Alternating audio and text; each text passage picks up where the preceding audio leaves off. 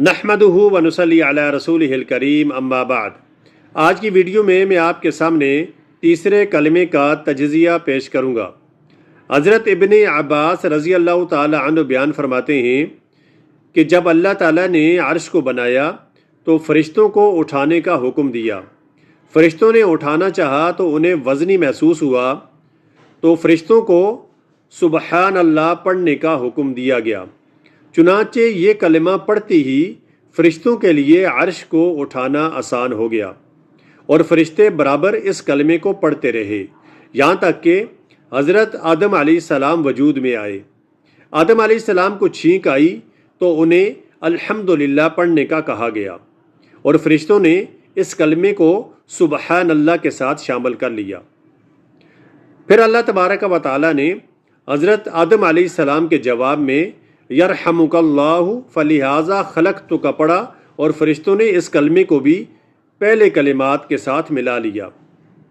پھر حضرت نوح علیہ السلام کا زمانہ آ گیا، جو کہ بت پرستی کا دورہ تھا۔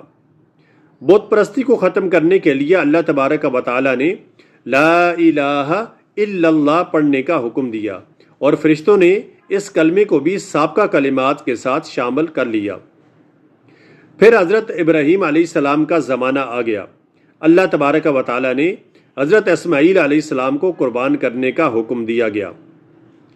حضرت ابراہیم علیہ السلام جب حضرت اسماعیل علیہ السلام کو اللہ کی راہ میں قربان کرنے کی تیاری کر رہے تھے تو حضرت جبریل علیہ السلام جنت سے دمبا لے آئے، اور انہیں حضرت اسماعیل علیہ السلام کی جگہ قربان کرنے کے لیے کہا گیا۔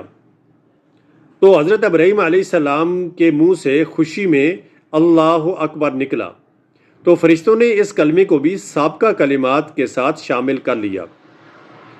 حضرت جبریل علیہ السلام نے یہ تمام واقعہ جب حضور نبی کریم علیہ الصلاۃ والسلام کو سنایا تو انہوں نے اظہار تعجب کے طور پر فرمایا لا حول ولا قوت الا باللہ العلی العظیم۔